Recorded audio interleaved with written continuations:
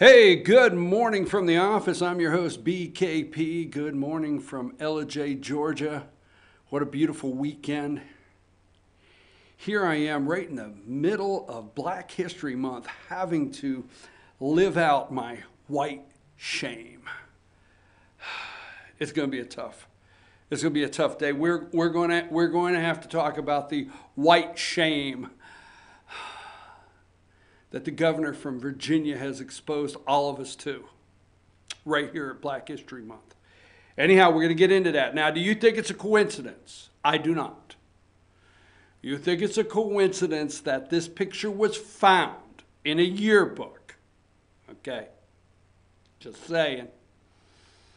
At an opportune time. Just saying. Black History Month. Just saying. You think so? Don't think it's coincidence. We're going to go over that in just a minute. First of all, let's give all the props to Atlanta. I know the Super Bowl, but let's go to Atlanta first. And there's some things I'm about to say that okay. First of all, I did not take pictures of the halftime show. All right, I did not need to see that. But let's go to number 14. Okay. Now, this is going to be one of the most controversial comments I make today at 8:02 in the morning. Gladys Knight, yes. Okay. Outstanding job. Beautiful. Beautiful. Gladys Knight, soaring national anthem. All right. She's an Atlanta native. She kicked off the Super Bowl.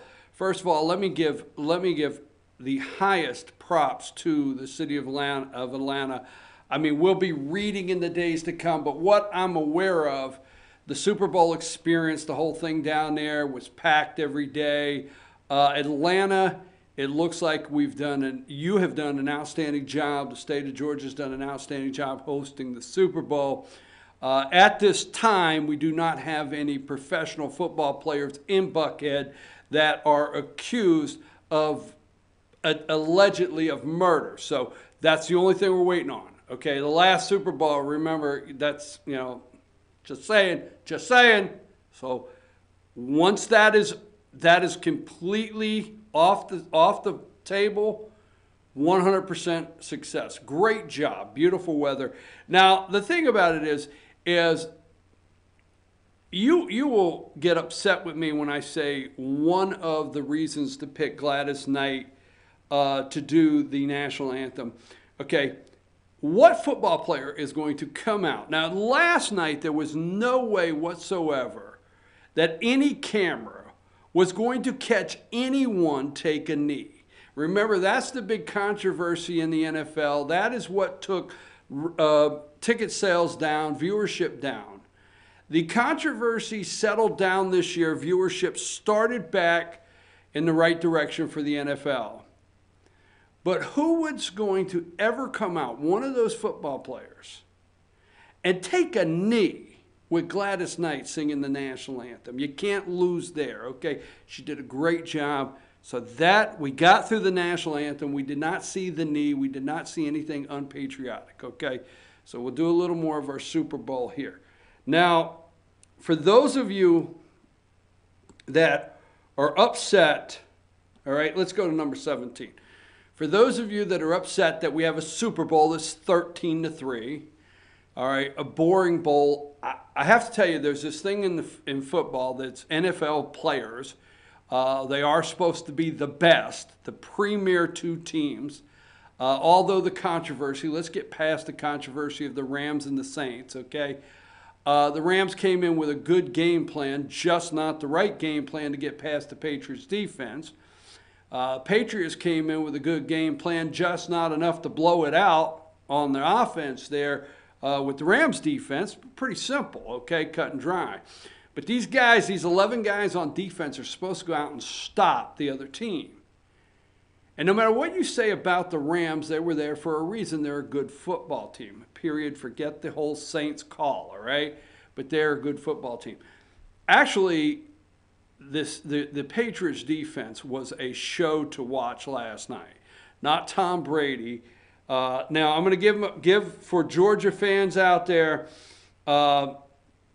there is number 26, Sony Michel, okay, with the only touchdown of the night, the only touchdown in the 13-3 win, okay. The Patriots missed a field goal early on, which would have made it 16-3, but 13-3 win, lowest scoring Super Bowl. I, for one, was not bothered by it. I mean, you know, I have watched the shootouts in the past. I've watched the blowouts in the past. I wasn't bothered by it because I thought the Patriots' defensive line, front line, I mean, they were amazing. I mean, absolutely amazing. Now, you need to understand, Belichick won last night with defense, okay, number 16. Not high-powered offense, defense, okay? You realize all he had to have was the 2 field goals. The second one, he wins, all right? And if you remember, okay, Belichick started his career as a defensive coordinator with Bill Parcells. Spent a lot of time. He's a defensive guy, period, all right?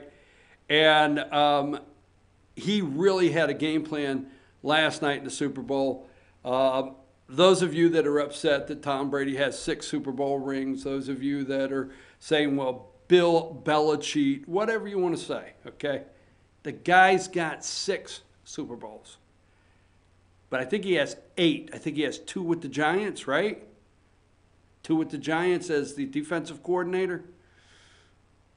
I think that guy right there is sitting there with more Super Bowl rings than any other coach in NFL history. Send me the correction numbers if I'm wrong.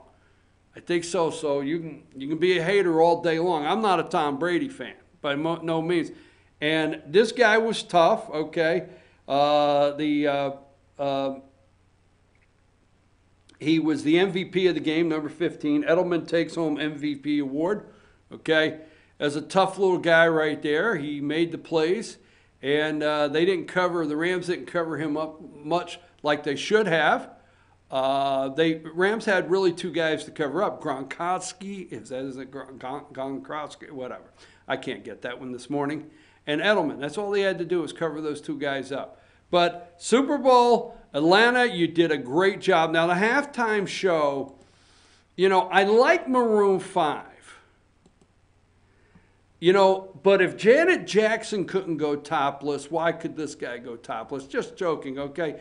How about a halftime show where they grab some Leonard Skinner, some 38 Specials, some Blackfoot, some Molly Hatchet, you know, grab like 1 or 2 people that are left, mash them all together, and let's have a nice Southern Rock. It was in Atlanta, halftime show, blow the place up. It would have been through the roof. But I don't know exactly what they really feel they're accomplishing with these halftime shows. But anyhow, it gives us something to talk about. So Super Bowl, whether you like it or not, Patriots have 6 rings. I do not think Tom Brady is the greatest quarterback in the NFL history. I do not. I don't think he comes close to still Joe Montana, myself. Okay. I just don't. So anyhow, there you go. Now, that being said, it seems like, let's talk about this guy here, the governor of Virginia. Now, is he, okay, let's go to number 3 here, because number 3 is Joe and Minka. Northam meets with senior staff and considers options, including resignation. Now, there's Joe and Minka this morning, right out of the box. The Sunday shows yesterday, okay, and we will get into the CBS interview with the president. Worst interview, I think, worst interview that's been done since the guy was, you know, became president. But that being said, let's stay here. Northam, okay, Sunday shows, all Sunday.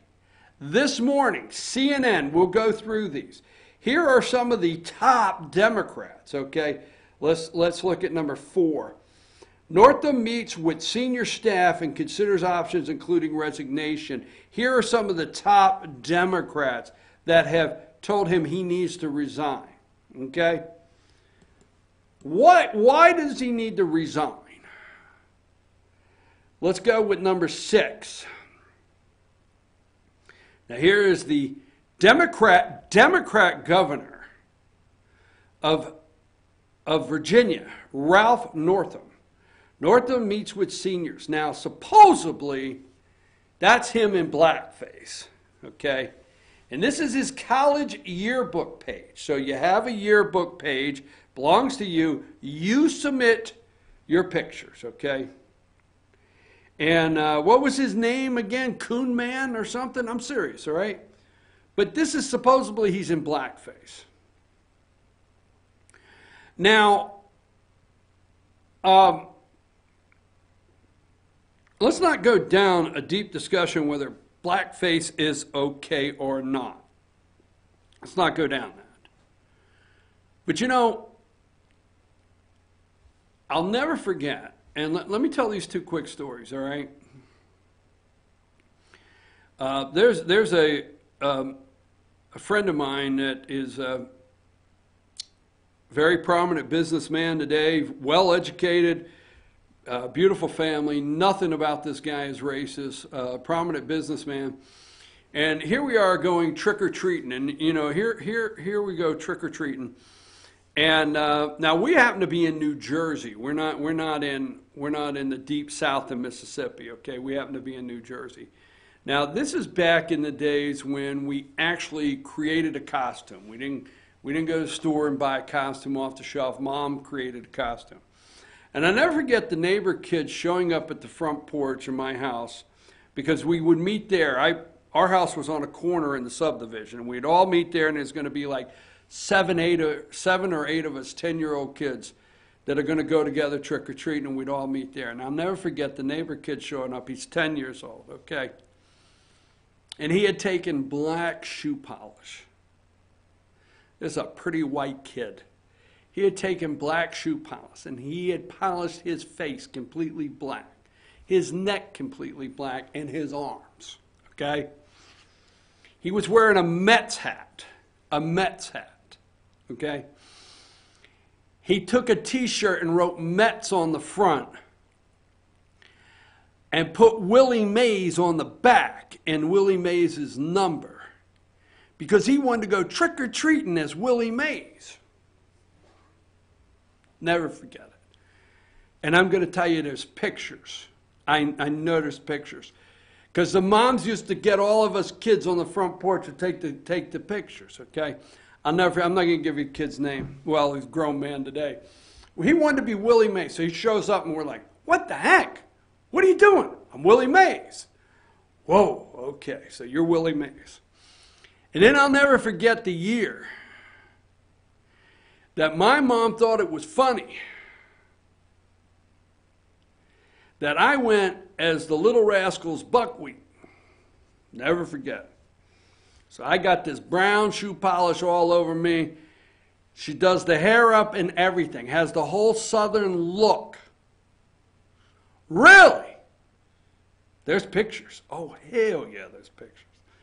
All of us kids used to dress up. So this guy also, he admits to, what does he admit to?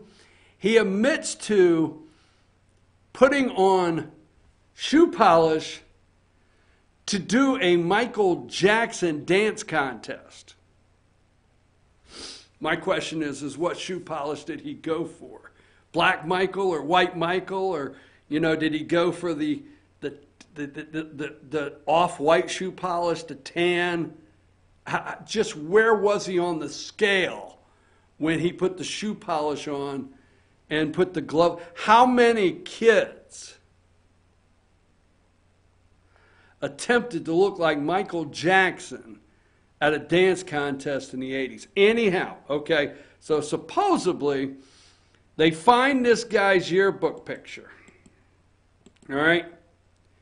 And let's go with number 10. Democrats call for Virginia Governor Northam to step down. All right? And NAACP president is calling Northam should make amends. This is number 11. Go with number 11. This is Terry McAuliffe. Okay? This is Terry McAuliffe, number 11. He is the former governor of Virginia. Oh, he's got to step down. If he steps down, we can have the conversation. What conversation? But he can no longer lead. Okay? And here we go. Northam's holds urgent staff meeting. And let's go with number 18 just for a minute. The other day, and this is not a hoax, Governor Ralph Northam, Republican Virginia. If you'll notice there, CNN has not apologized that I'm aware of yet for putting up the graphic that has him as a Republican. So let's go back to the blackface. All right. And supposedly Friday, this picture, let's go back to number 13. And supposedly this past Friday, this picture was found by a concerned citizen that sent it to a concerned citizen that sent it to a conservative news site to be exposed to give Democrats an opportunity to run this guy out of office for this guy here, number 1. Okay? Number 1, Justin Fairfax. Now, Justin Fairfax, okay, I don't want to get it wrong, but when he was sworn in, he had copies of his great-great-grandfather's papers of freedom as a slave. His name is Fairfax because of his surname is from the slave owner of the great-great-great-grandfather. And this guy is really black. He's a lieutenant governor. And if, just in time for 2020 in the election, if Northam steps down because of this picture 30 years ago, if Northam steps down because of this picture, Fairfax becomes governor of Virginia right here during Black History Month. It's not a coincidence, folks. There's something much bigger, because don't forget, it seems funny, just 2 days, remember the abortion controversy that Northam stepped into just 2 days before this? Wasn't it just like Wednesday, and then all of a sudden Friday, there's a way for Democrats to kumbaya and come together and run him out of office? One thing we got to pay attention to, isn't it? Haven't we totally lost it when we're trying to run this guy out of office for wearing black shoe polish 30 years ago on his face, but there was no outrage by Democrats just last Wednesday when this same governor did this? First of all, let's play the Twitter video. Let's play that one first, Josh. This is what started it all right here last week in Virginia. So how late in the third trimester would you be able to do that? You know, it's very unfortunate that our physicians, witnesses, were not able to attend today to speak specifically. No, I'm talking about your bill. How late in the third trimester could a physician perform an abortion if he indicated it would impair the mental health of the woman? Or physical health. Okay. Okay. I'm talking about the mental health. So, I mean, through the third trimester. The third trimester goes all the way up to 40 weeks. Okay, but to the end of the third trimester. Yep, I don't think we have a limit in the bill. So,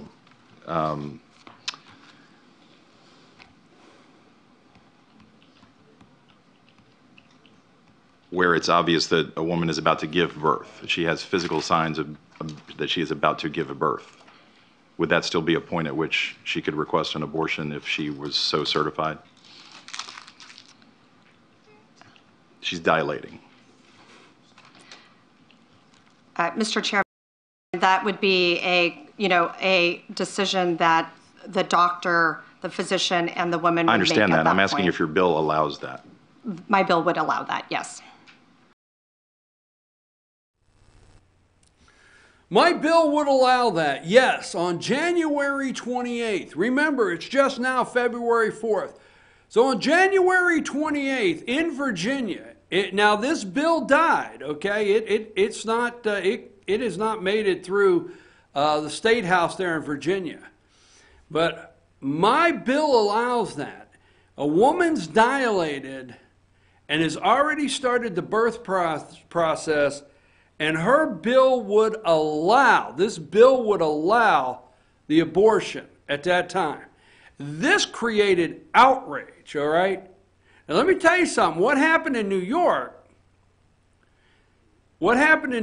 they signed it, got it over with, done and over with, all right? You see, there was no backlash. But this one right here, because Americans, remember, I think it's like 8%. I don't know who the 8% are. I think it's only like 8% of Americans are like, you can kill the baby up to birth, that are okay with that. Even the people that are pro-choice, that say, I'm pro-choice first trimester. I'm pro-choice second trimester, all right? We don't go down that road this morning. We go down the road of kill the baby right to birth. Only like 8% of Americans, I mean, America, I have to say, is not ready to actually hear, okay, that we're okay with making a determination on killing babies right at the birth. Okay, so that happened on February 28th. So what happened next? Roll the next video. When Fairfax County Delegate Kathy Tran made her case for lifting restrictions on third trimester abortions, as well as other restrictions now in place. And she was pressed by a Republican delegate about whether her bill would permit an abortion, even as a woman is essentially dilating, ready to give birth. And she answered that it would permit an abortion at that stage of labor. Do you support her measure, and explain her answer? Yeah, and I wasn't there, Julie, and I certainly can't speak for Delegate Tran, but I would tell you, first thing I would say, this is why decisions such as this should be made by providers, physicians, and the mothers and fathers that are involved. There are, when we talk about third trimester abortions, these are done with the consent of obviously the mother, with the consent of the physicians, more than one physician, by the way.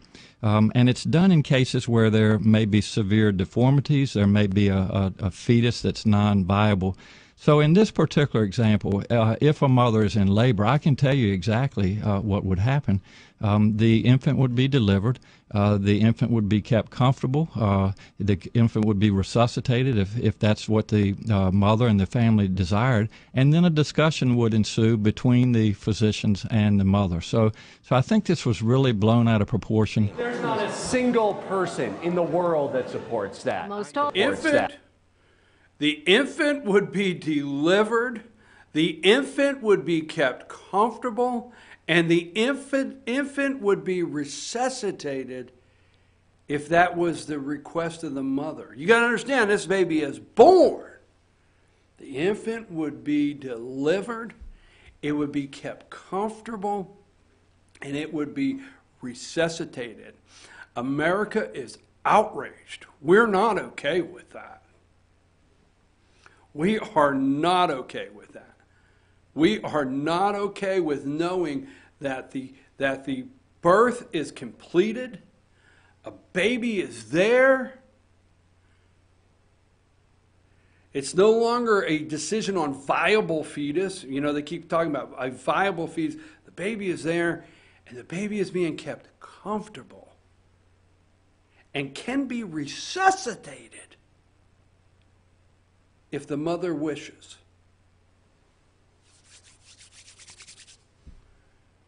Now, that right there, now listen to me very closely. The first video with the third trimester and in labor, could we continue with an abortion? Yes. That was on the 28th, last Monday. Now, Monday is when that was done. It surfaced on Tuesday, the 29th. So on Monday, on the 28th, that was the testimony on the floor in the Virginia State House. On the 29th, that first video surfaced all over the internet, okay? There was such outrage. Northam, the Virginia Democrat. Now you got to understand, Democrats are okay with this. They're not outraged with New York. They're new abortion to birth. New York just passed Cuomo, whatever the hell you want to call him, Governor Cuomo of New York just signed the death sentence right to birth, okay, abortion bill, under the guise of women's health, even to the point they lit the top of the New World Trade Center pink in New York. They're trying to duplicate that bill now in Vermont. America's not okay with this, okay? Democrats are. Democrats are the party of death, and that's the bottom line. They are okay with murder, all right? We have to just let anything cross our border. I mean, it is outrageous for us to ask for any kind of details on what's crossing our border and coming into this country. But we're okay with murdering the born. Now, it's no longer the unborn. Remember when abortion was the unborn argument? We're okay now in Virginia with a governor, the born. Now, that happened. He goes on the 30th, right? On the 30th, he goes and he does that video, and we're going to keep the baby, right? We're going to keep the baby comfortable,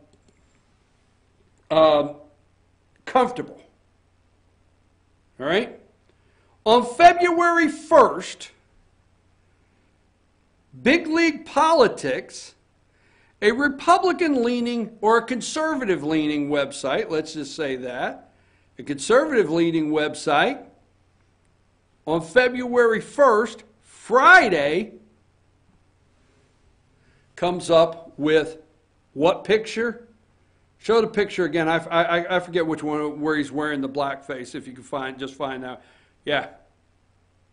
So, Tuesday, she's on the floor. That's Monday. I mean, Monday the 28th. The Democrat representative's on the floor with her bill explaining it would be okay right into dilation to murder a child. That's what her bill would do. It surfaces on the 29th, Tuesday, all right? There's outrage. So he goes, Northam goes, all right, on Wednesday on a radio show on the 30th, all right? On the 30th, he goes on a radio show. It says the baby would be born, kept comfortable, and resuscitated after the mother made a decision. There's so much outrage over that on the 31st, Thursday, that on Friday the 1st, okay, February 1st, this picture surfaces, and now there's a call for this governor's removal from office, for him to resign and walk out over this picture.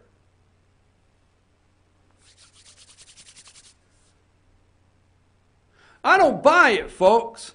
I'm going to tell you why they found this picture. I'm going to tell you why a concerned citizen found a concerned citizen found a conservative leading website to publish it. And Democrats are trying to take him out right now, and it's not over this picture. Because let me tell you something, Democrats really don't have the problem with this that you think that they are portraying, okay? They don't. They are the party of Robert Byrd. They are the party of KKK. They know it. The Democrats are the party of slavery. They know it. They are the party that turned slavery in another direction to put the African American community in housing in inner cities and said, hey, we're going to move the plantation from here to here. And they know it. They're not concerned over this as much as you think. I'm going to tell you what they're concerned over when we get back. This is not a coincidence that this happened this fast with this governor of Virginia. Take us to break, Josh.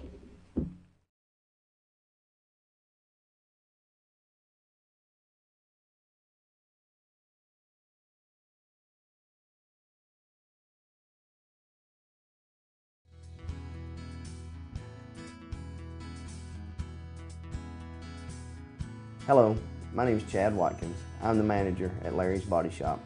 We are a family-owned and operated business and have been serving the North Georgia area since 1978.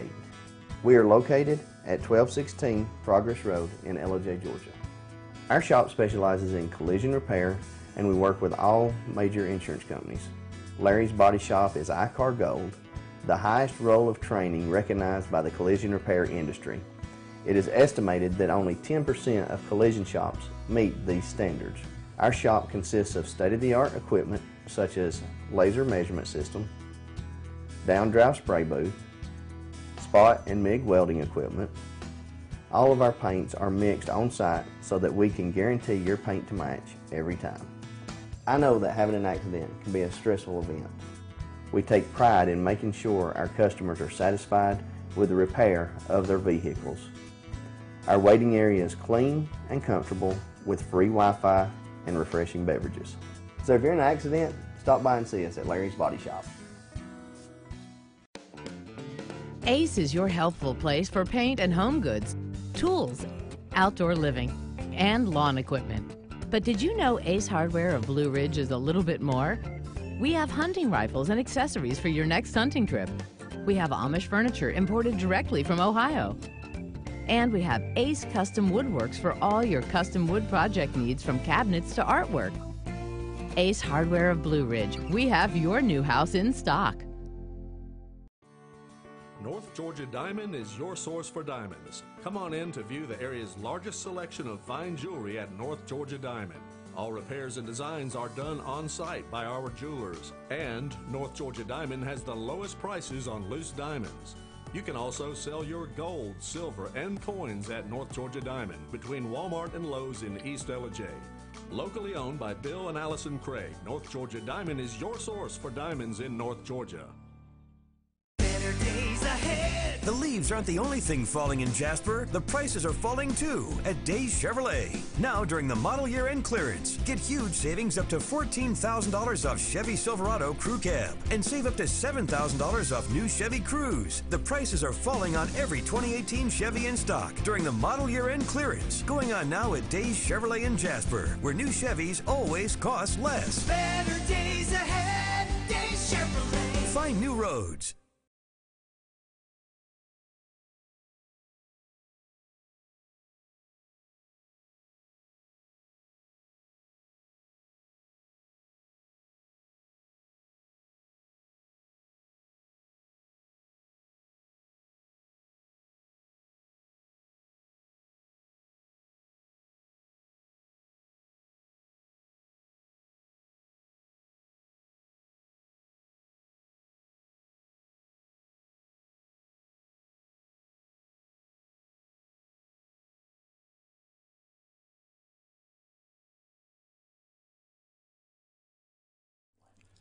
In 1981, Reed Nicholson began selling tires out of an old barn in Mineral Bluff. Little did he know that he had just laid the groundwork for the most trusted names in automotive services in the Blue Ridge area. In 1997, Nicholson Tire Center became what it is today, holding the same values of faith, family, and great customer service. 2 locations to serve you, and the Blue Ridge location is currently expanding to offer fast service and the largest U-Haul provider in Georgia. Nicholson Tire Center, Blue Ridge, and Mineral Bluff.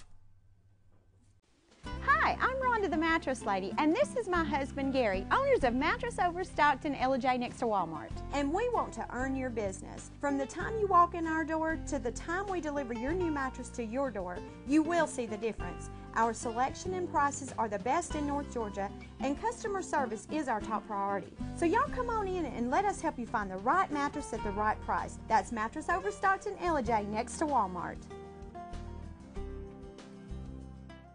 Circuit World, with multiple locations to serve you in Murphy and Franklin, North Carolina, Blairsville, Blue Ridge, and LJ, Georgia. Locally owned and operated since 1985. Appliances, electronics, and furniture. Name brand products like LG, Samsung, Dell, Whirlpool, Ashley, Catnapper, and more. No credit check, only 10% down on furniture, and only $10 down on any new lease purchase. Mention FYN10 for your special deal today at Circuit World. Do you feel like healthcare has become too impersonal? 3 times an hour, I'll get you in, I'll get you out. At Lifetime Medical Center, you're more than a number. We get to know you, not just your medical issues. Dr. Alana Kent is board certified in family practice and offers same-day appointments. She and her staff treat conditions from minor to chronic issues. Lifetime Medical Center, convenient to Jasper and Blue Ridge. This may sting a little.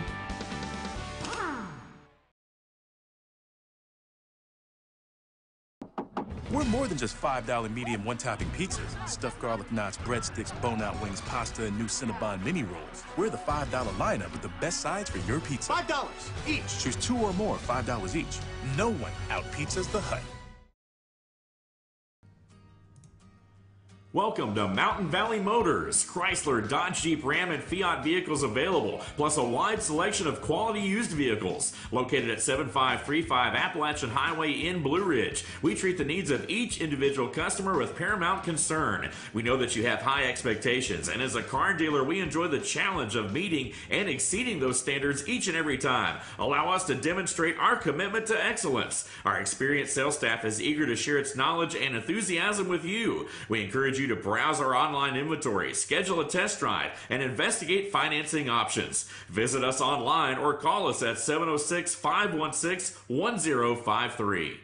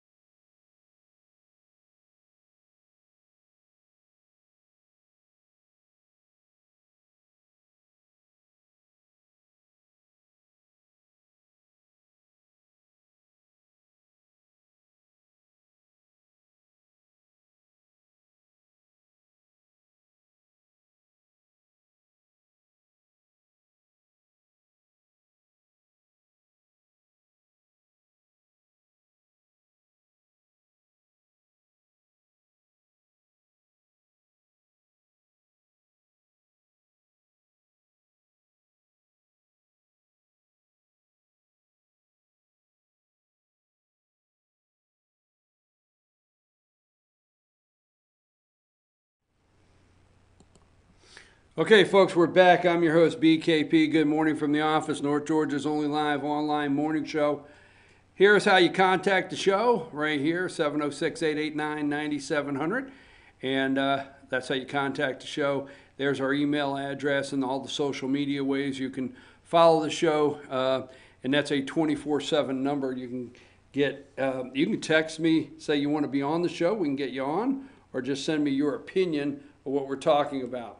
So we're going to wrap this up, and I want to put it like this, okay? So I want to put it all together, all right? So I'm going to try to get this together at the same time, Josh. Let me see if I can get my pictures and my calendar at the same time.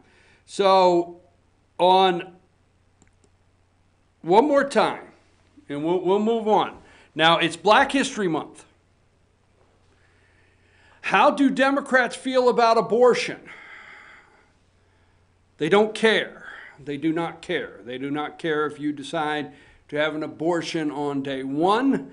They do not care if you decide to have end the life after the birth actually takes place, as they're keeping the baby, not fetus anymore to them, baby comfortable.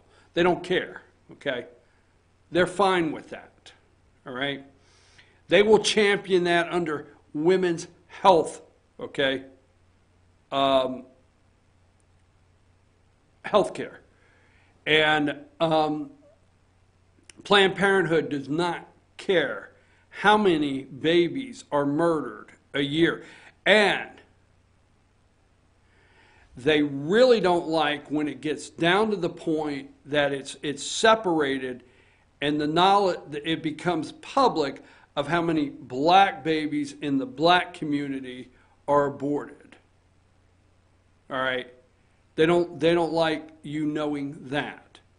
So they believe in abortion until after birth. That came out this week. But they cannot run with it. They know that, okay? They can run campaigns on a woman's right to choose. Democrats know they can do that, and they will. They'll run campaigns with a woman's right to choose as part of her body and part of her decision for her health care, and it's not you, it's her decision. They know they can run with that. And they can, regardless of the argument or not, they can, and for some, that's acceptable, all right? Let's not debate that. They know they can't run with late term, and they know that the American people are still not on board with our tax money paying for abortions. Now, we both know out here that our tax money goes to pay the light bills at these Planned Parenthood and other operational costs at Planned Parenthood, and then they use the other money for abortions, which realistically we are paying for, okay? They take out of their operating budget and they put our money in that, and that way they say, oh, the American people are not paying for abortions. Not true. But they know there's two losers they have. Late term is a loser for them, all right? And late term is a loser, and the taxes, pay your tax money paying for abortion. What did Virginia do? This Democrat representative, a woman, and this Democrat governor within 2 days gave back the state of Virginia, possibly, if handled correctly, to the Republicans. Oh, absolutely. Absolutely. Now, Barack Obama did, you might not like when you hear me say a good job, but he did a good job of what he wanted to accomplish. He accomplished what he wanted to. I don't want to call it a good job, all right? By exploding government to a point in Northern Virginia that top part of Virginia up there, Fairfax County, all the Alexandria, all that area up there, is so government tied in that it became very, very blue, all the way down to Richmond and all those areas up through there, okay? And that's what they wanted. And you and I watched Virginia move, okay?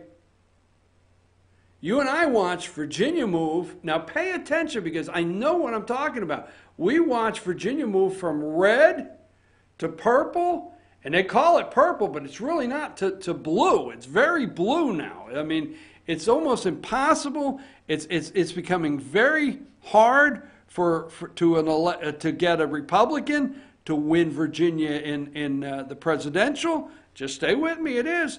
It's getting very hard to win the governor's race there. And they have done a good job locking up Virginia. And they're moving on down to North Carolina. They're doing a good job locking. Somehow they have to bump over South Carolina because they haven't hurdled South Carolina. But they're moving down and they have the Georgia Blue Plan. Yes, sir, there's a blue plan for Georgia. And it's coming along quite nicely. If you watch what's happening in Georgia, it's one tick away from being blue. Last week, they knew, Democrats knew, all right, that this governor and this representative may have just pushed Virginia back a couple notches to the red, and that would be for Donald Trump, the next governor, the senator, whatever. You got Tim Kaine. You've got 2 senators for Virginia, right? Warner. Oh my God, you got Warner and you got Tim Kaine, Democrats. Congressional seats.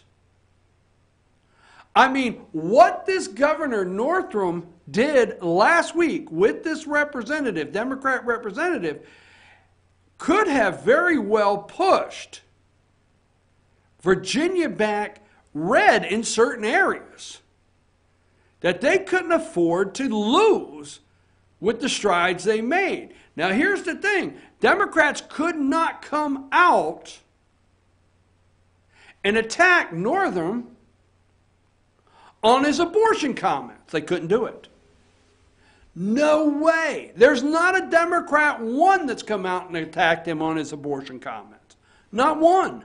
Not one Democrat has come out and asked him. Now, Ben Sasse, which I said Friday on the show, I'm not really fond of him, but Ben Sasse, some Republicans have really come out on Northam last Wednesday or Thursday and really went after him about his comments and said, you know, you need to leave the office if that's, if that's what you think, you need to leave the office.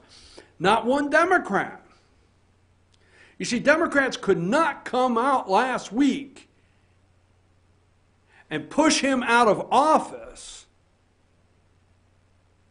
over abortion with their base right now going into 2020. They couldn't do it. They can't even come out against him. But they can come out against blackface. And they can ask him to leave there for that reason. And they can become the heroes. And guess what? If Northam leaves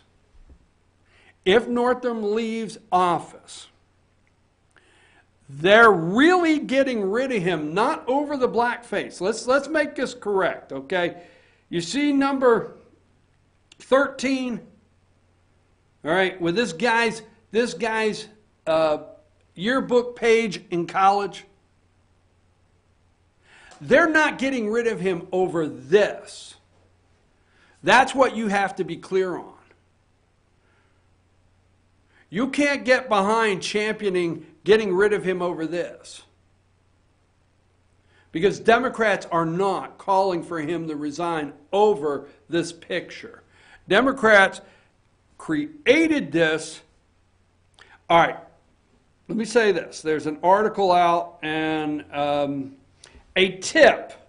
All right, this came out February 3rd, all right? So February 3rd, all right, because you're starting to hear, how did this happen? So on Sunday, February 3rd, an article came out, said, a tip from a concerned citizen helps a reporter land scoop of a lifetime. No. No.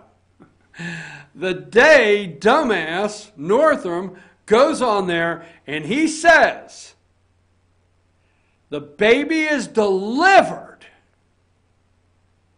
It's not a fetus. You gotta understand, it's not a mass, it's not a blob. It's delivered. It's kept comfortable.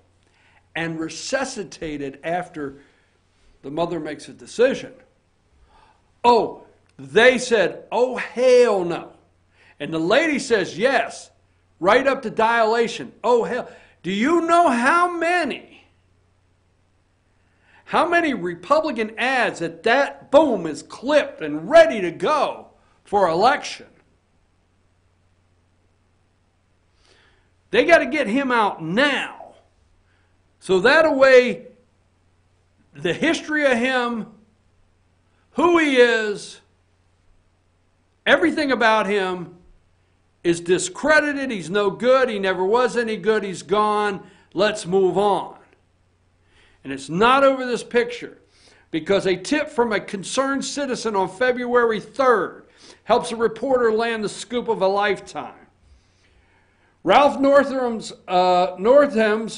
page in 1984 yearbook of Eastern Virginia Medical School, in which two people are wearing blackface and KKK costume, must credit obtained by the Washington Post.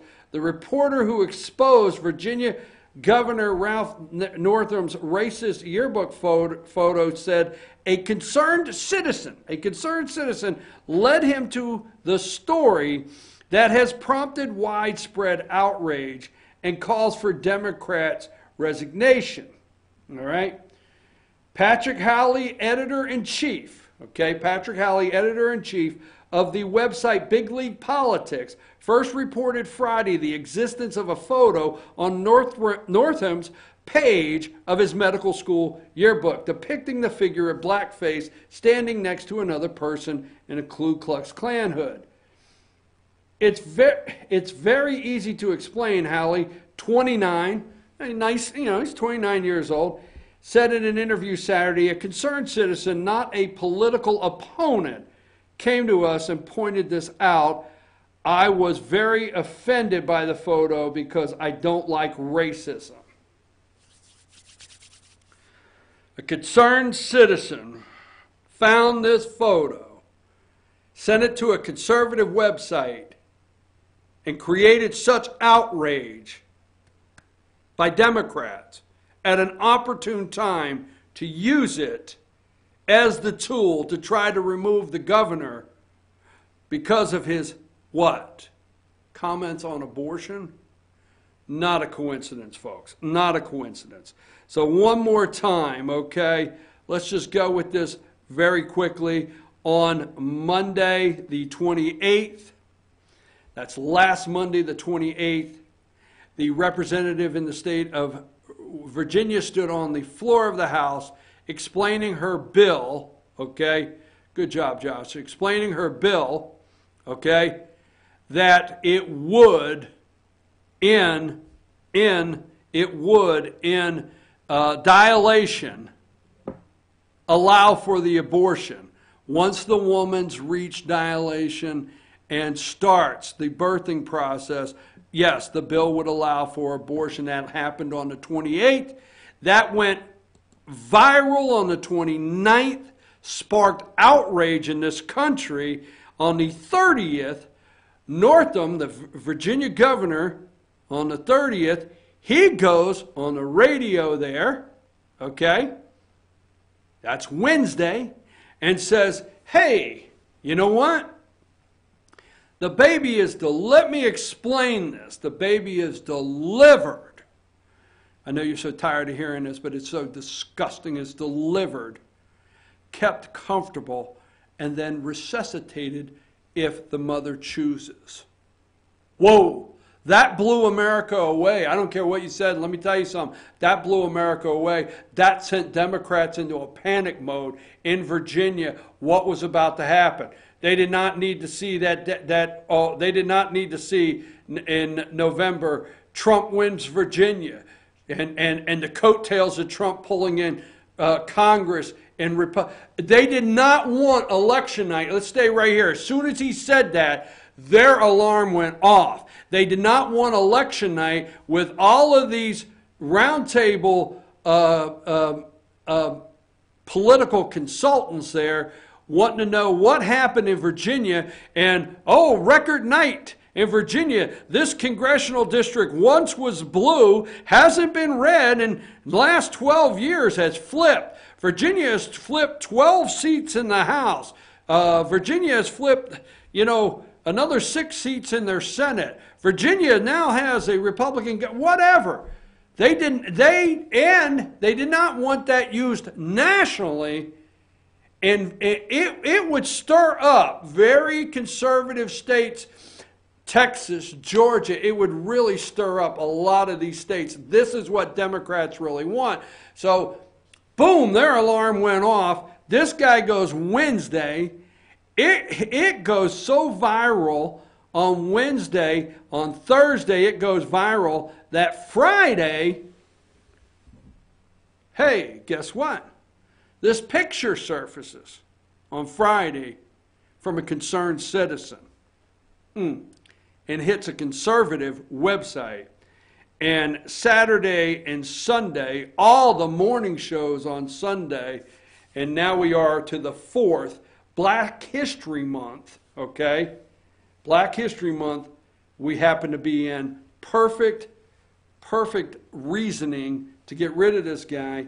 And here we are on Monday, everybody calling for, let's go number 4. And this is just a handful out there. Number 4, all these Democrats are on board calling for his removal from office so they can bring in, number 1, a true Democrat, a true black Democrat, Justin Fairfax, the son of a slave that was owned by Fairfax, and that's his surname. What a scenario the Democrats have put through. And all in the age of Trump. If you hear the reporting, it's all this hatred is in the age of Trump. So the Democrats, along with the media, the corrupt deep state media, as soon as this came out of Northam's mouth on Wednesday on that radio show, birth, comfortable, resuscitate. As soon as those 3 things came out of his mouth, okay, the deep state media went into alarm. They went into alarm. Democrats went into alarm. They pressed the panic buttons, and they said, we've got to do something here now to flip this around, to look good on us during the age of Trump. Because you got to realize, Trump has destroyed this country, and everything is racist in 2 years because of Donald J. Trump, according to them. And we can get Mr. Justin Fairfax, the lieutenant governor, could be the black governor just in time for 2020 to save the Democrats and start the healing process. Folks, I'm so damn tired of starting the healing process in this country. If you don't believe this is one of the biggest setups and they do it every damn day, I'm sorry you don't catch on to this. This is just too obvious. The timeline's there. Nothing about this is real. It's about the abortion issue and Republicans taking back Virginia and it looking good for Republicans in the 2020 election. Take a break, Josh.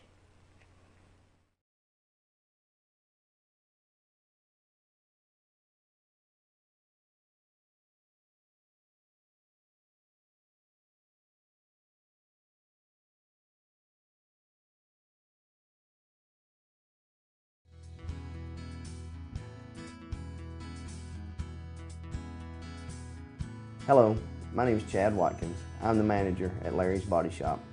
We are a family-owned and operated business and have been serving the North Georgia area since 1978. We are located at 1216 Progress Road in Ellijay, Georgia. Our shop specializes in collision repair and we work with all major insurance companies. Larry's Body Shop is ICAR Gold, the highest role of training recognized by the collision repair industry. It is estimated that only 10% of collision shops meet these standards. Our shop consists of state-of-the-art equipment such as laser measurement system, down-drive spray booth, spot and MIG welding equipment. All of our paints are mixed on site so that we can guarantee your paint to match every time. I know that having an accident can be a stressful event. We take pride in making sure our customers are satisfied with the repair of their vehicles. Our waiting area is clean and comfortable with free Wi-Fi and refreshing beverages. So if you're in an accident, stop by and see us at Larry's Body Shop. Ace is your healthful place for paint and home goods, tools, outdoor living, and lawn equipment. But did you know Ace Hardware of Blue Ridge is a little bit more? We have hunting rifles and accessories for your next hunting trip. We have Amish furniture imported directly from Ohio. And we have Ace Custom Woodworks for all your custom wood project needs, from cabinets to artwork. Ace Hardware of Blue Ridge. We have your new house in stock. North Georgia Diamond is your source for diamonds. Come on in to view the area's largest selection of fine jewelry at North Georgia Diamond. All repairs and designs are done on site by our jewelers. And North Georgia Diamond has the lowest prices on loose diamonds. You can also sell your gold, silver, and coins at North Georgia Diamond between Walmart and Lowe's in East Ellijay. Locally owned by Bill and Allison Craig, North Georgia Diamond is your source for diamonds in North Georgia. The leaves aren't the only thing falling in Jasper. The prices are falling too at Days Chevrolet. Now during the model year end clearance, get huge savings up to $14,000 off Chevy Silverado Crew Cab and save up to $7,000 off new Chevy Cruze. The prices are falling on every 2018 Chevy in stock during the model year end clearance. Going on now at Days Chevrolet in Jasper, where new Chevys always cost less. Better days ahead, Days Chevrolet. Find new roads.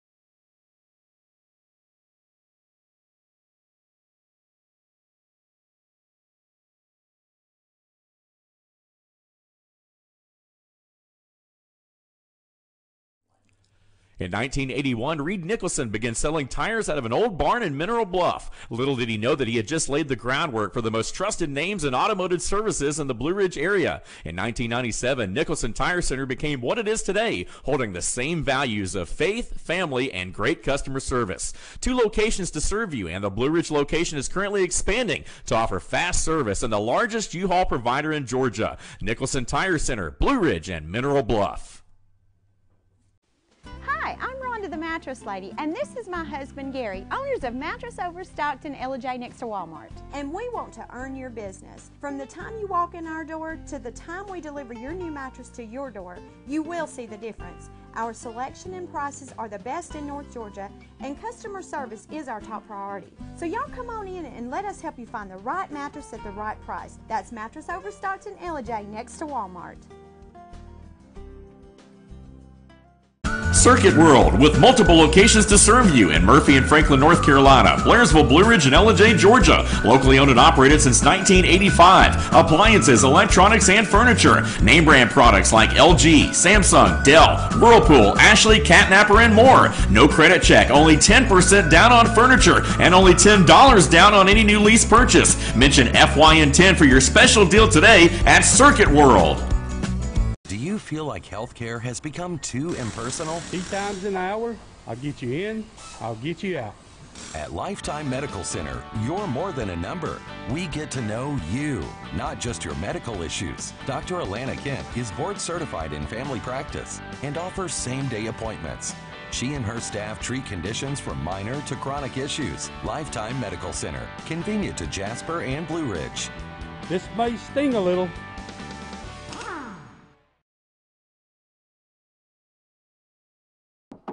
We're more than just $5 medium one-topping pizzas, stuffed garlic knots, breadsticks, bone-out wings, pasta, and new Cinnabon mini rolls. We're the $5 lineup with the best sides for your pizza. $5 each. Choose 2 or more, $5 each. No one out-pizzas the Hut. Welcome to Mountain Valley Motors. Chrysler, Dodge, Jeep, Ram, and Fiat vehicles available, plus a wide selection of quality used vehicles. Located at 7535 Appalachian Highway in Blue Ridge, we treat the needs of each individual customer with paramount concern. We know that you have high expectations, and as a car dealer, we enjoy the challenge of meeting and exceeding those standards each and every time. Allow us to demonstrate our commitment to excellence. Our experienced sales staff is eager to share its knowledge and enthusiasm with you. We encourage you to browse our online inventory, schedule a test drive, and investigate financing options. Visit us online or call us at 706-516-1053.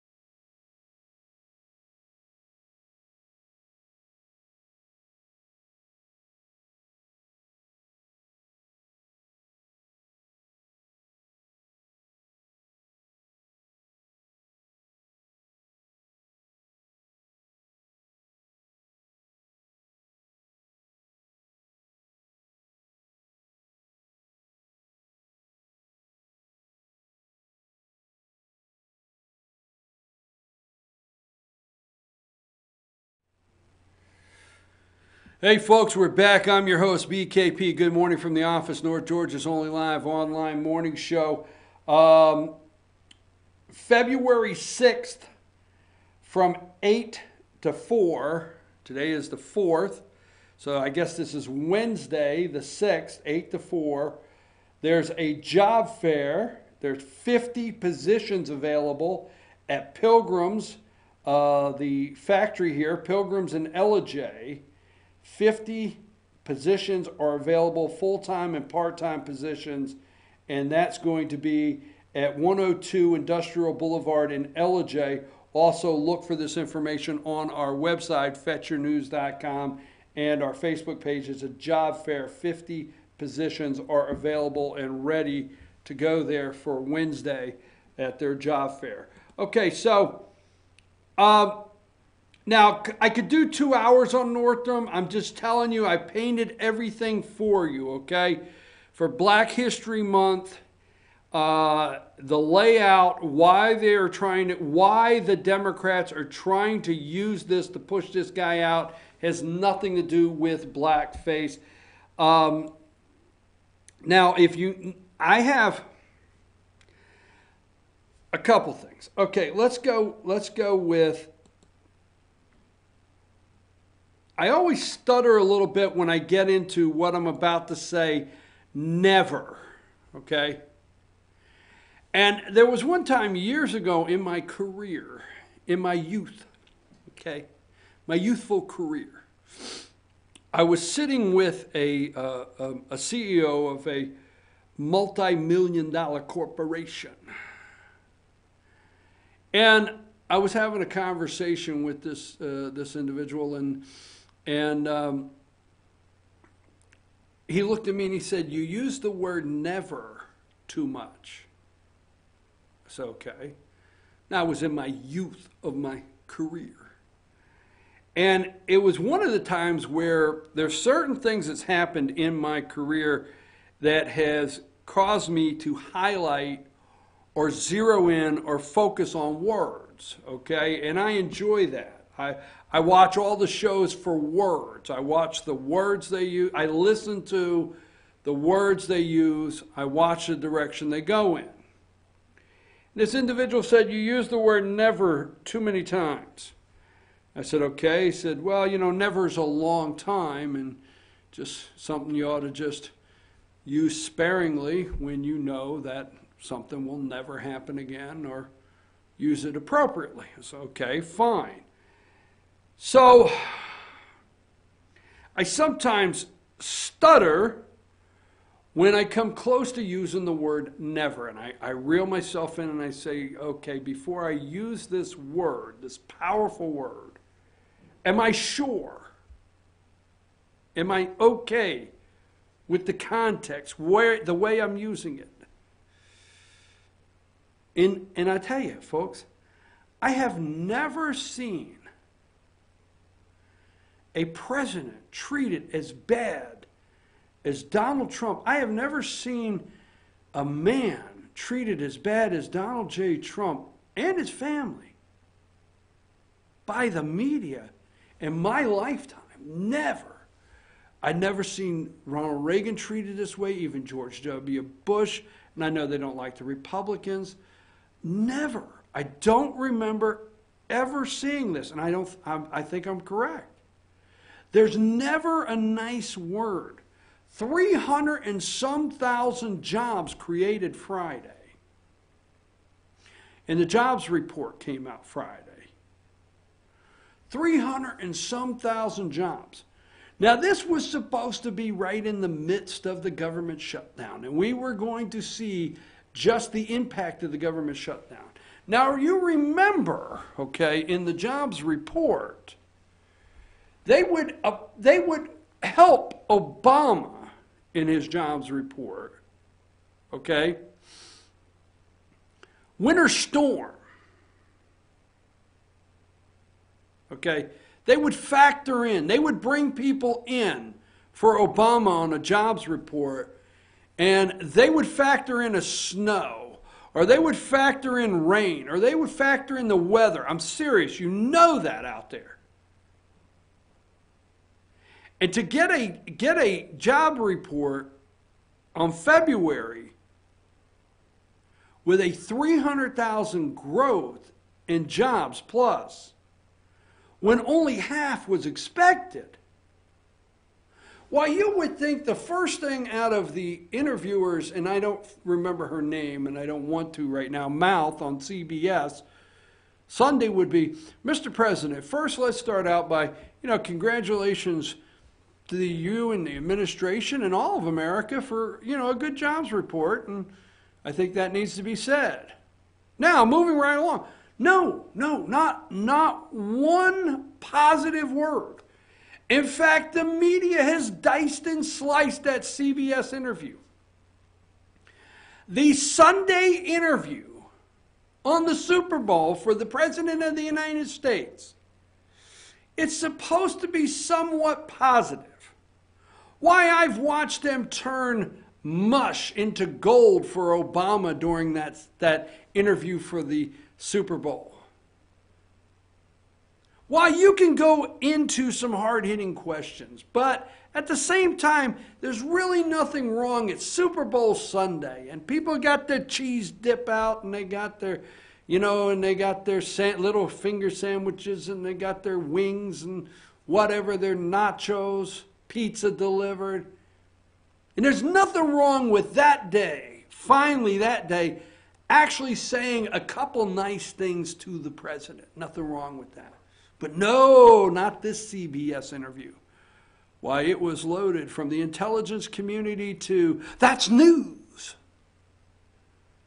President Trump said, we're going to keep. Nowhere in the media is it reported that the President of the United States says in the CBS interview Sunday, did he say 18 years? Did he say $50 billion a year? Because I know Morning Joe and Minka, and I know CNN, and I know they were laying out there for the fact check of that interview. So 50 billion times 18 years in Afghanistan, and he says, hey, I don't know why we're there. Nobody reported that this morning. 50 billion times 18. Nobody's reporting this morning when he looked at her and said, I go to Walter Reed Hospital. I see the young men and the ladies that come back, you know, and they're missing arms and they're missing legs. And then he's right. And he said, and then they're like up here, they're, you know, they come back, they're messed up. And we did that to these kids. I have yelled on this show for years what the hell we did to these kids. We sent our kids to Iraq. Then she says, well, the intelligence community. Hey, you know what?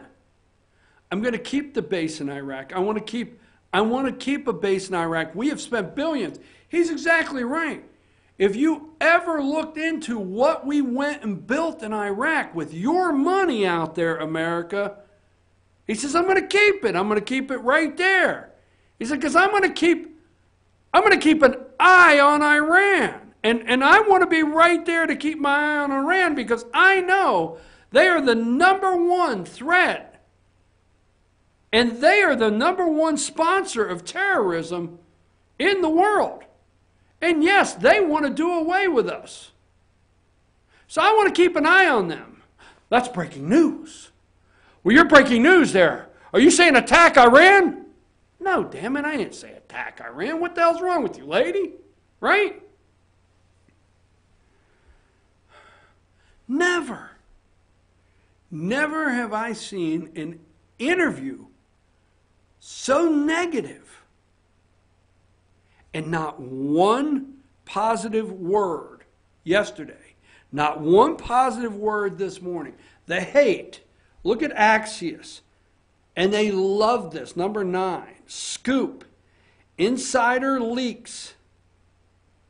Insider leaks Trump's executive time-filled private schedule. Okay? They have gone through, someone leaked the president's private schedule. We have no knowledge of who this is, supposedly, just that they leaked his private schedule and claim that all he does is watch TV and call his advisors when he hears something on TV. I tell you what, folks, I have never watched anybody be treated with the negativity as the President of the United States. Now we have the State of the Union address. What is that, tomorrow night? Is that tomorrow night, State of the Union address? First of all, the State of the Union address will be who's sitting with who. Everybody's bringing somebody. Everybody has a point to make. Everybody. It's going to be a real show. All right? Going to be a really big show. I do not know exactly. Now, the press, the media is hoping, all right? The media is hoping that the President of the United States will again go into a government shutdown on February 15th. That's what they're hoping, okay? That's their prayer. Second, okay, the State of the Union, I'm not for sure what he's going to do. So I'm not going to call that out. I just know everybody's going to try to make a statement tomorrow. Everybody's bringing somebody, all right? Democrats are going to bring they're going to find federal workers that were highly affected by the shutdown, okay? So they're going to find some federal workers highly affected by the shutdown. Congress is going to, Republicans are going to probably find Hispanics that support building a wall whatever. We're going to see everything happen tomorrow night, and then we're going to have the Democrat response by Stacey Abrams from Georgia that just lost as the Democrat candidate for governor in Georgia. That's what we're going to see tomorrow night, so I don't know. The media is also hoping that on the 15th, when the government shuts down or does not shut down based on no money for the wall, okay? Pelosi said there'll be no money for a barrier. It's simple, we have to have a barrier. So the media is waiting and hoping that on the 15th, the President of the United States, all right, declares a national emergency. And then McConnell, his own party, supports a resolution condemning the president for a national emergency.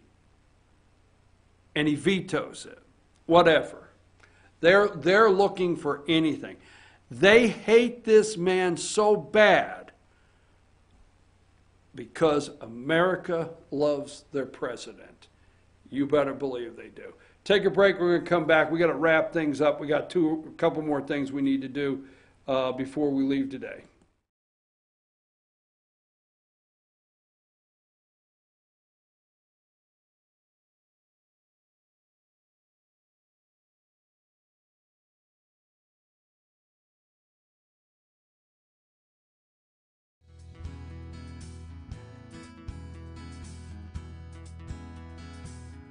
Hello, my name is Chad Watkins. I'm the manager at Larry's Body Shop.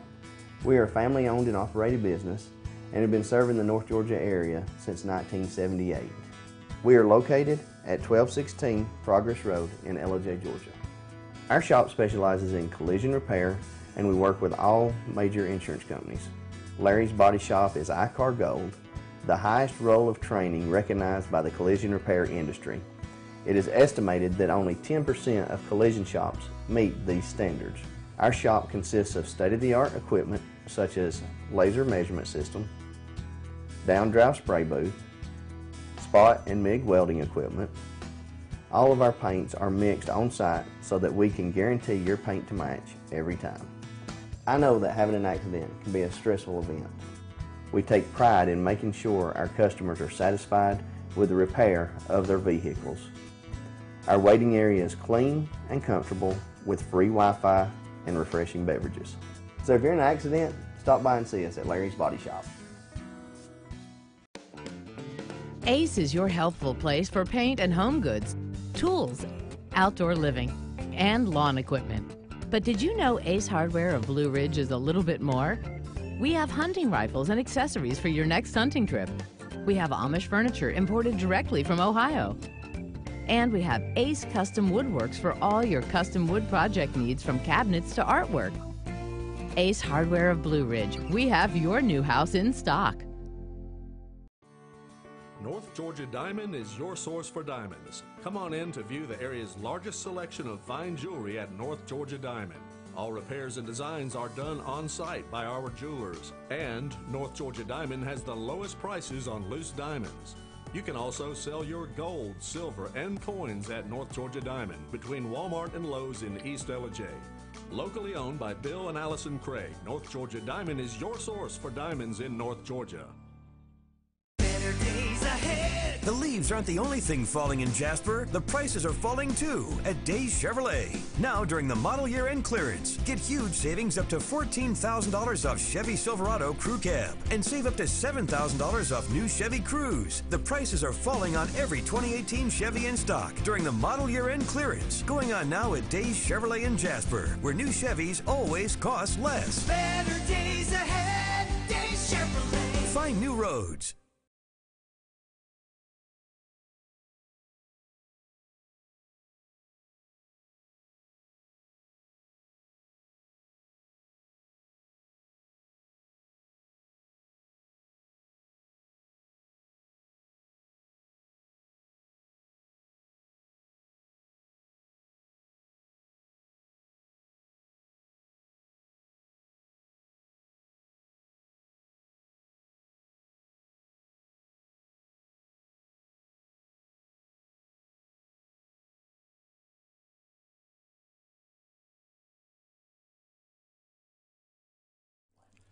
In 1981, Reed Nicholson began selling tires out of an old barn in Mineral Bluff. Little did he know that he had just laid the groundwork for the most trusted names in automotive services in the Blue Ridge area. In 1997, Nicholson Tire Center became what it is today, holding the same values of faith, family, and great customer service. 2 locations to serve you, and the Blue Ridge location is currently expanding to offer fast service and the largest U-Haul provider in Georgia. Nicholson Tire Center, Blue Ridge, and Mineral Bluff.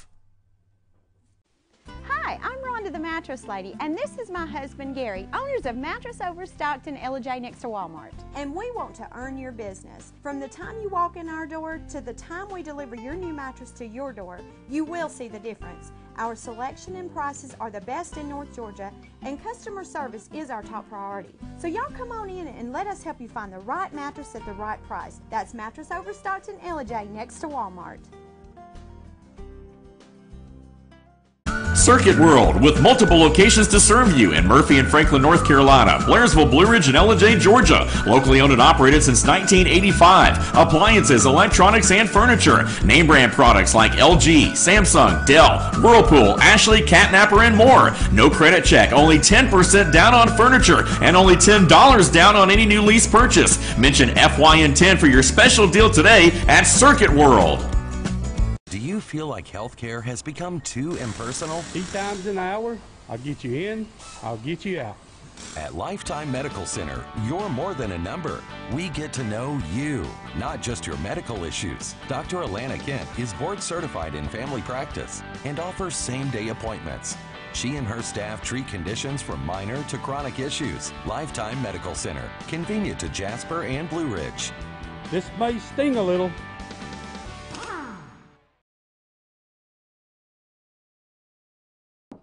We're more than just $5 medium one-topping pizzas, stuffed garlic knots, breadsticks, bone-out wings, pasta, and new Cinnabon mini rolls. We're the $5 lineup with the best sides for your pizza. $5 each. Choose 2 or more, $5 each. No one out-pizzas the Hut.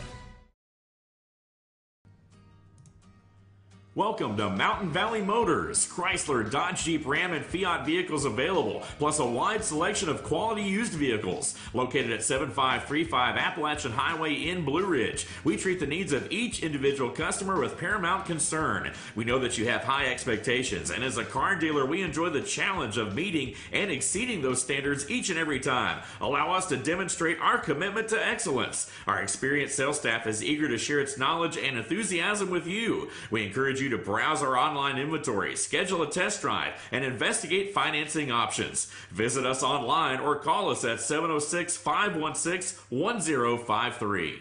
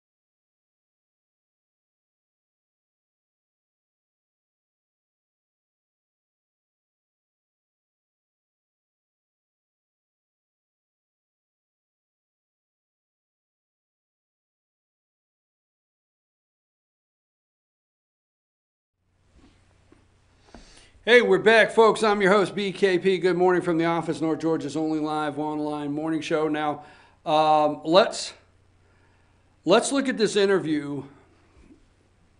Let's look at this interview with Margaret Brennan from CBS. Now, every year, the network that is hosting the Super Bowl, which was CBS, they get a presidential interview, and this was it.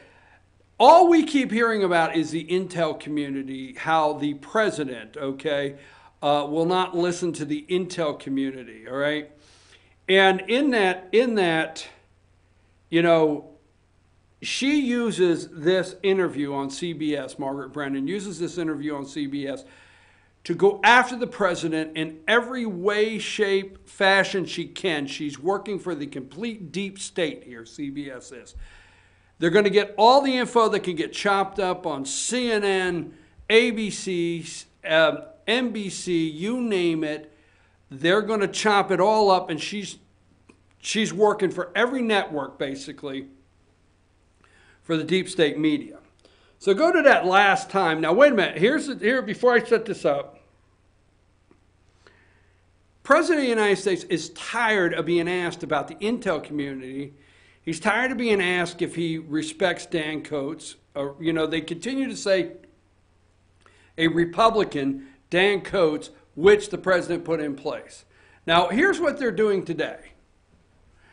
You're watching networks or you're hearing networks that are telling you that the intel community is leaking out, that they have to, now I'm serious folks, that they have to take little pictures and they have to take little sentences and they have to put little clips together to try to engage our idiot, I'm serious, idiot president, okay, in understanding what's happening with the intelligence community.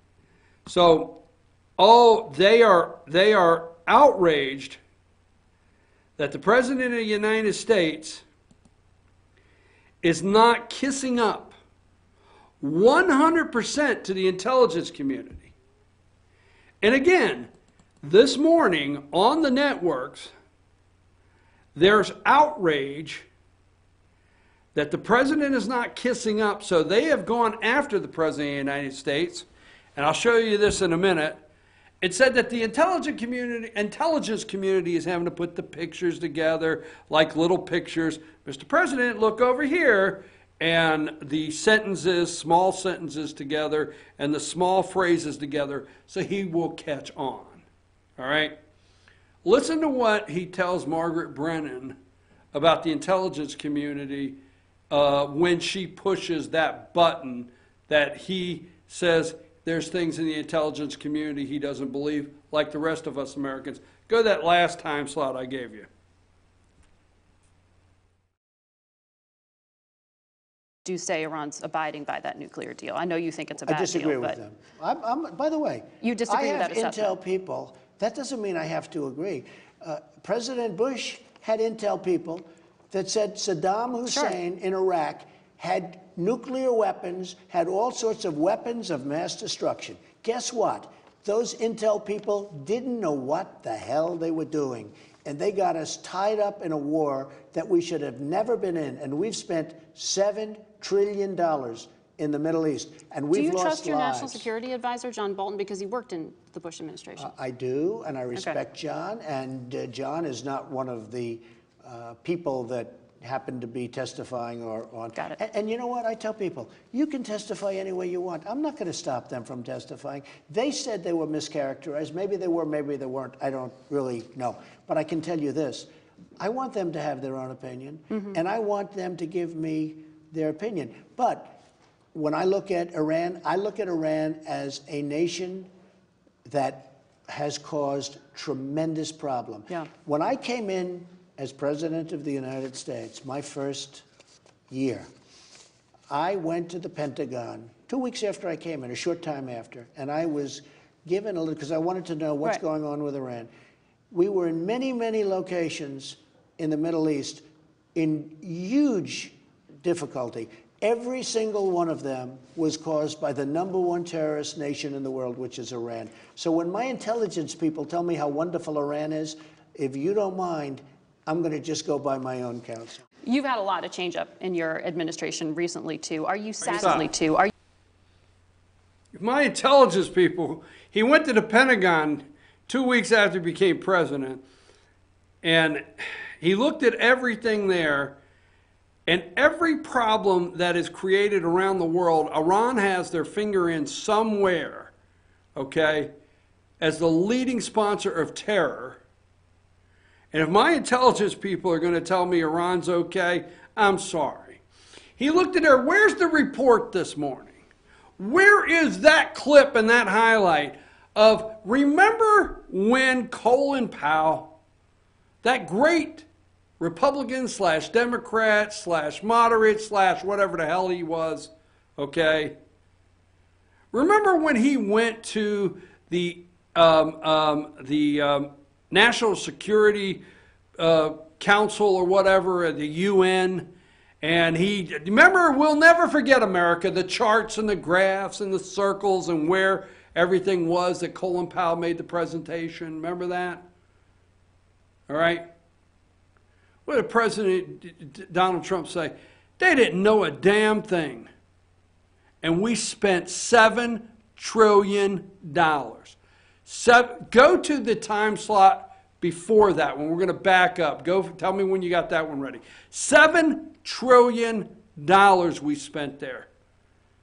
I'm sorry, folks. If my intelligence people are going to tell me that Iran's okay, not going to work. All right? All right. So he says, hey, we spent $7 trillion, all right? I'm tired of hearing it. I don't give a damn. They hit nothing, all right? Hey, he explains it very clearly. You're not hearing that reporter. Go to the next time slot. Go ahead and run it. But we didn't have Syria, whereas we had Iraq. So when he did what he did in Iraq, which was a mistake, being in Iraq was a mistake. Okay, being in Iraq, it was a big mistake to go. One of the greatest mistakes going into the Middle East that our country has ever made. One of the greatest mistakes that we've ever made. But you want to keep troops there now. When it was chosen, well, we spent a fortune on building this incredible base. We might as well keep it. And one of the reasons I want to keep it is because I want to be looking a little bit at Iran, because Iran is a real problem. Whoa, that's news. You're keeping troops in Iraq because you want to be able to strike in Iran? No, because I want to be able to watch Iran. All I want to do is be able to watch. We have an unbelievable and expensive military base built in Iraq. It's perfectly situated for looking at all over different parts of the troubled Middle East. Rather than pulling up, and this is what a lot of people don't understand, we're going to keep watching. And we're going to keep seeing. And if there's trouble, if somebody's looking to do nuclear weapons or other things, we're going to know it before they do. So you're going to trust the intelligence that you receive? I am going to trust the intelligence that I'm putting there. But I will say this, my intelligence people, if they said, in fact, that Iran is a wonderful kindergarten, I disagree with them 100%. It is a vicious country that kills many people. When you talk about torture and so many other things, and maybe they'll come back. The country is getting absolutely, when I ended the horrible, Iraq, Iran. He just told you we spent $7 trillion over there. We spent mega billions on this enormous, in Iraq, enormous base. We have an enormous base over there, state-of-the-art facility. Why? He said, hey, we bought it. We paid for it. It's ours. I mean, we blew it going to Iraq. Guess what we did in Iraq? We took out Saddam Hussein, who we put in place. So folks, don't push the intelligence community button on me, because I will strike back if you want to. Saddam Hussein, read history, damn it. You remember the Iran-Iraq war? Remember who we backed? Remember who we put in place for our purposes? Maybe Saddam Hussein. Iran-Iraq war. Long time, I think 8 years or something. Iran-Iraq war. Saddam Hussein, who put him there? Who took him out? Bingo. Don't push the intelligence community button on me, folks. Wrong guy. All right? So we spend $7 trillion while we've got a deficit, we've got a national debt, trillions through the roof, We have a base. If anything, we spent billions of dollars. Iran's a problem, big problem. And the reason the media is trying to make the intelligence community look good and trying to make Iran look good is because they're trying to make Trump look bad for pulling out of the Iranian nuclear deal, which was the worst deal ever made by Barack Hussein Obama and John Kerry. All right? And all he said, and Margaret Brennan, you should lose your job or never be able to interview anybody again because you were so rude to the President of the United States. All he said is we're going to keep this multi-billion-dollar facility and keep an eye on Iran. Stop. That's news. So you want to keep the facility in Iraq to strike Iran? No, damn it, I didn't say strike Iran. I said watch them. Where the hell did you get that? Right? Stop. That's news. So you want to strike Iran? No. But that got the deep state all excited, didn't it? And now this morning, it's all over that President Trump wants to strike Iran. That is the real reason of being in Iraq with our base. It's like he said, we're going to keep an eye on him. And he's going to put his intelligence people there. And when his intelligence people tell him something, he's going to sort through it. But no, he's not going to do the same thing.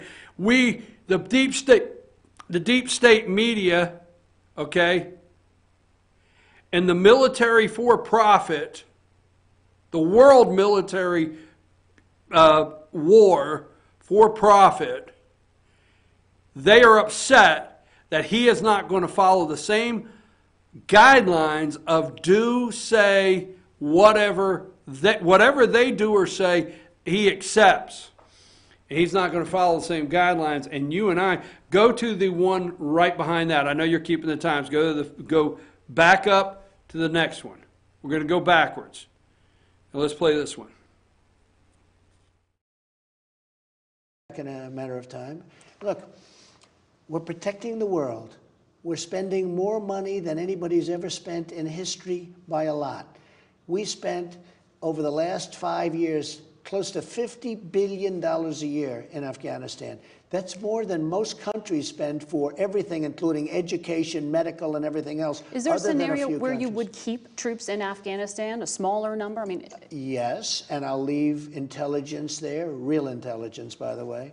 I'll leave intelligence there, and if I see nests forming, I'll do something about it.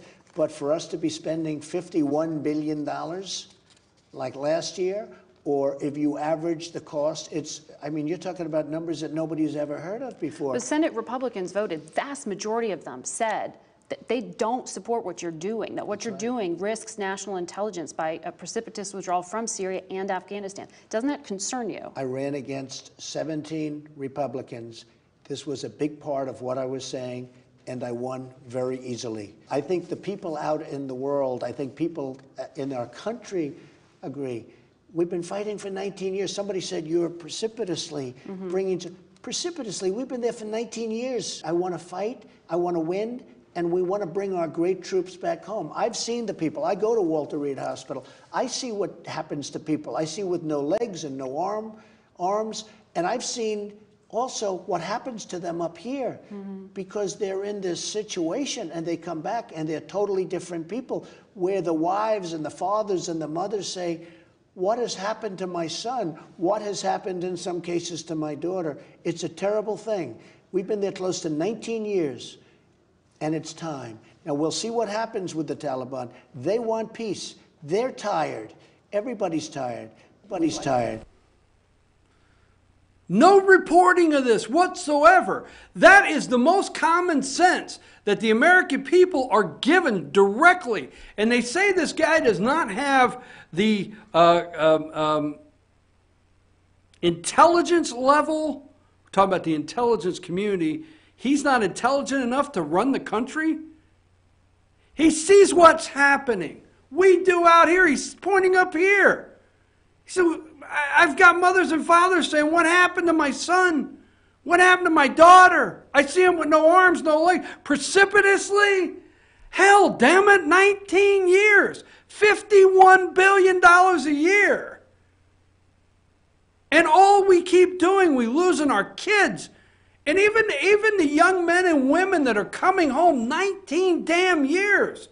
Even the men and women that are coming home, okay, that are not wounded or lost a limb in any way whatsoever, they're wounded here. We're messing our kids up. The President of the United States cares. We can't get $5.7 billion. We can't get 20 billion simple dollars to protect our southern border against an invasion.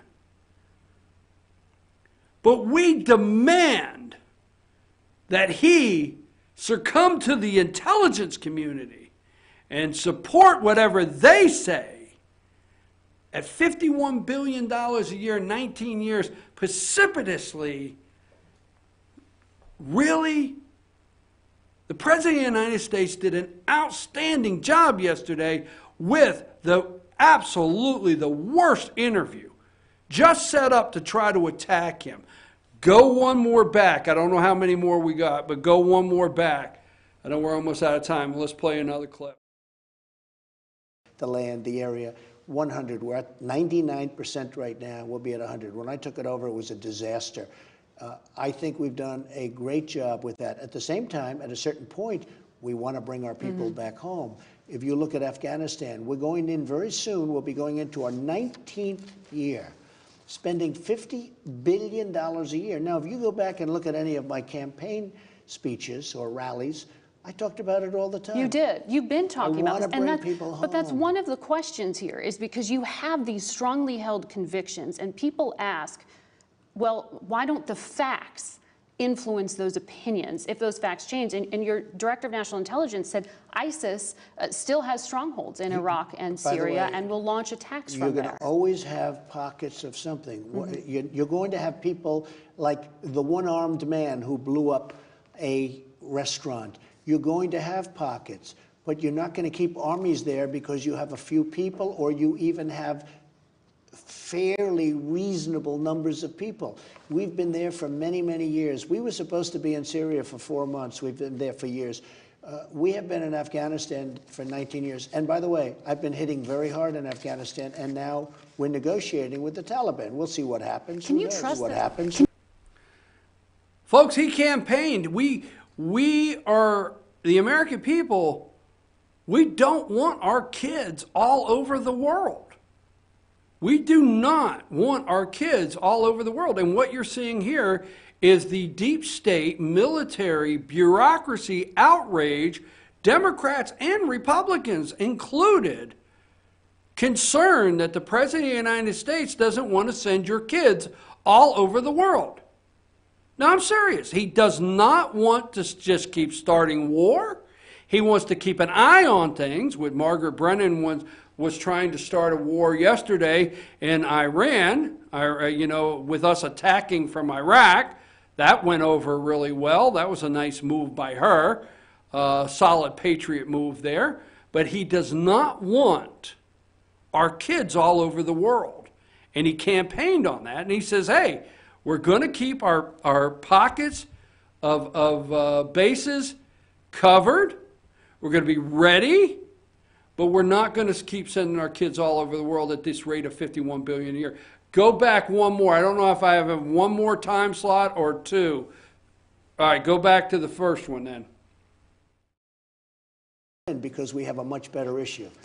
On a political basis, what she's doing is, I actually think it's bad politics, but much more importantly, it's very bad for our country. I want to ask you about your intelligence leaders who were testifying on Capitol Hill this week. Did you read the report that they presented? I did. And there was some conversation you had because you went on Twitter and you called them naive and told them to go back to school. Well, what specifically was wrong about what they said? I think that, let me just say, it wasn't so much a report, it was the questions and answers as the report was submitted and they were asked questions and answers. We've done an incredible job with Syria. When I took over Syria, it was infested with ISIS. It was all over the place. And now you have very little ISIS, and you have the caliphate almost knocked out. We will be announcing in the not-too-distant future 100% of the caliphate, which is the area, the land, the area, 100. We're at 99% right now. We'll be at 100. When I took it over, it was a disaster. I think we've done a great job with that. At the same time, at a certain point, we want to bring our people back home. If you look at Afghanistan, we're going in very soon. We'll be going into our 19th year, spending $50 billion a year. Now, if you go back and look at any of my campaign speeches or rallies, I talked about it all the time. You did. You've been talking about this. I want to bring people home. But that's one of the questions here, is because you have these strongly held convictions, and people ask, well, why don't the All right, go back to the beginning of this video, because I got to end this. We're done with the show, but I want to start the very beginning of this for a reason, okay? And I want you to hear what Margaret Brennan says at the beginning of this video before she sits down with the president. Good morning and welcome to Face the Nation. We're in the NFL Experience Complex at the site of Super Bowl 53. The presidential interview is a tradition for the network broadcasting the game, and this year it's on CBS. So we sat down with President Trump in the Blue Room in the White House on Friday. Would you shut down the government again? Well, we're going to have to see what happens on February 15th. And you're not taking it off the table. Well, I don't take it. Well, I don't. All right, that's how she come out of the box. Now I backed all the way through that. It was a terrible interview. The President of the United States, you heard what she said. She's all cheerful and giddy, and she said, it's a network tradition. It's a network tradition. The network that hosts the Super Bowl gets the presidential interview, and this year it belongs to us at CBS. So we got to sit down with the president in the Blue Room on Friday. Right? Would you shut down the government again? That's where we're going to start. Worst interview. Terrible. But the President of the United States, I got to tell you something, that's why we like him out here, whether you do or not, because he just comes back and he sets these people that are doing these interviews straight, and he's direct with them. He didn't need any help. He didn't need any help to tell Margaret Brennan what was happening to our kids in Afghanistan, the intelligence community, shutting the government down, the southern border, what was going on with the crisis in this country. This morning it was leaked. Schedules show Trump has spent more than half of his last 3 months in executive time. I watched this at 6 a.m. this morning. Morning Joe, they're going through the roof. They're loving this. They're treating the president as an imbecile. You remember the kid in school, you imbecile, okay? You idiot, Ren and Stimpy, okay? That's what they treat. I'll tell you how they treat your president of the United States. President Trump has spent about 60% of his time over the past 3 months in executive time, according to a leaked schedules obtained by Axios. So somebody internally leaked schedules, went to Axios.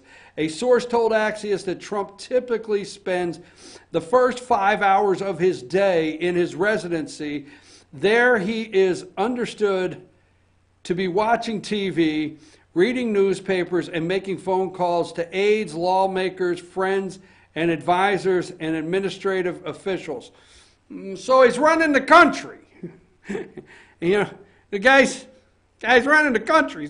He's calling governors, he's calling lawmakers, he's calling friends, he's calling people in the cabinet, and he's watching some TV in the background.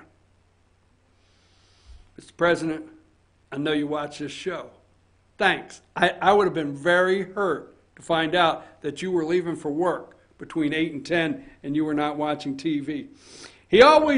He's always calling people, talking to people, a senior White House official told Axios. He's always up to something. It's just not what you would consider typically structured. Trump's first meeting of the day typically doesn't come until 11 or 11:30 and is typically an intelligence briefing or a half-hour meeting with his chief of staff, a scheduler from Axios reported this last year. I'm your host, BKP. He's being president of the United States. He's running the place. He knows what he's doing, folks. I feel good that Donald Trump is president of the United States. You should too. Hey, Patriots, you got 5. You got 6. The only other team that has 6 is the Pittsburgh Steelers. You have 6. Tom Brady, you have 6. Bill Belichick, you have like 8. I think it is 2 with the Giants. So you have 8 rings. Way to go. But most of all, Atlanta, outstanding job because you hosted it and you did a great job. I'm out. I'll be back tomorrow morning. What time? 8 a.m.